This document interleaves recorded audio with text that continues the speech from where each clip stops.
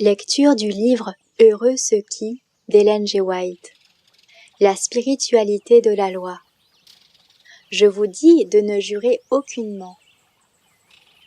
Le Christ nous donne les raisons de ce commandement. Je vous dis de ne jurer aucunement, ni par le ciel, parce que c'est le trône de Dieu, ni par la terre, parce que c'est son marchepied, ni par Jérusalem, parce que c'est la ville du grand roi. Ne jure pas non plus par ta tête, car tu ne peux rendre blanc ou noir un seul cheveu. Matthieu chapitre 5, du verset 33 à 36. Toutes choses viennent de Dieu. Nous ne possédons rien que nous n'ayons reçu, et rien non plus qui ne nous ait été acquis par le sang du Christ.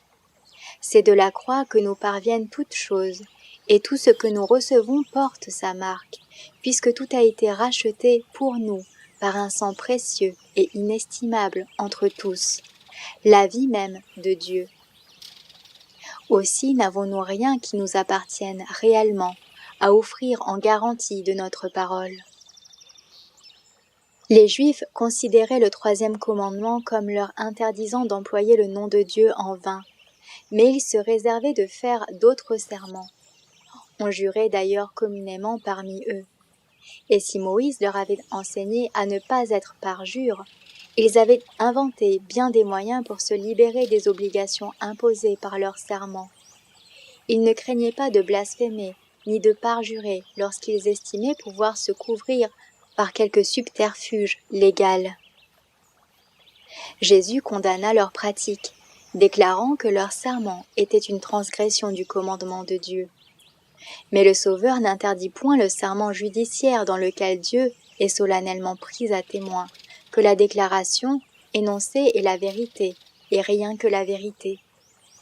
Lorsque Jésus fut lui-même traduit devant le Sanhédrin, il ne refusa pas de prêter serment.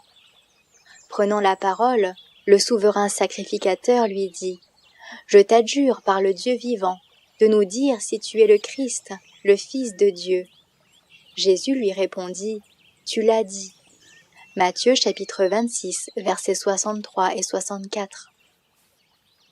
Si au moment où il prononça le sermon sur la montagne, Jésus avait condamné le serment judiciaire, il aurait repris le souverain sacrificateur, et, pour le profit de ses disciples, il aurait ainsi souligné son propre enseignement. Beaucoup trompent leurs semblables sans aucune crainte. Pourtant ils ont appris, et le Saint-Esprit leur a montré combien il est terrible de mentir à son Créateur. Celui qui est appelé à prêter serment comprend que ce n'est pas seulement devant les hommes, mais devant Dieu qu'il le fait. S'il rend un faux témoignage, c'est en présence de celui qui sonde les cœurs et qui connaît la vérité. Le souvenir des châtiments terribles qui ont frappé ceux qui s'étaient rendus coupables d'un tel péché le dissuade de les imiter. Si quelqu'un peut sincèrement prêter serment, c'est bien le chrétien. Il vit constamment en présence de Dieu, sachant que ses pensées sont comme un livre ouvert devant celui auquel nous devons rendre compte. Aussi, lorsqu'un chrétien est appelé à prêter serment, il est naturel qu'il se réclame de Dieu, témoin de la véracité de ses déclarations. Jésus pose un principe destiné à rendre les serments inutiles. Nos paroles devraient toujours être strictement vraies. Que votre parole soit oui, oui, dit-il, non, non. Ce qu'on y ajoute vient du malin. Ainsi se trouvent condamnées les phrases dénuées de sens et toutes les formules vaines qui frisent le blasphème, les compliments trompeurs et les libertés que l'on prend avec la vérité, flatterie, exagération, fraude commerciale, qui sont courantes dans la société et dans le monde des affaires. Quiconque donc cherche à paraître ce qu'il n'est pas, ou dont les paroles ne sont pas le reflet exact des sentiments, ne peut être appelé véridique. Si ces paroles du Christ étaient pratiquées, elles mettraient un frein aux critiques et aux soupçons malveillants. Car quelle certitude avons-nous de ne pas nous tromper quand nous parlons des actes et des mobiles d'autrui? Combien de fois l'orgueil, la colère, le ressentiment personnel ne viennent-ils pas influencer nos impressions ou nos dires? Un regard, une parole, une intonation peuvent constituer de vrais mensonges. Même des faits authentiques peuvent être exposés d'une manière trompeuse. Et ce qu'on y ajoute vient du malin. Tous les actes du chrétien doivent être aussi clairs que la lumière du soleil. La vérité vient de Dieu.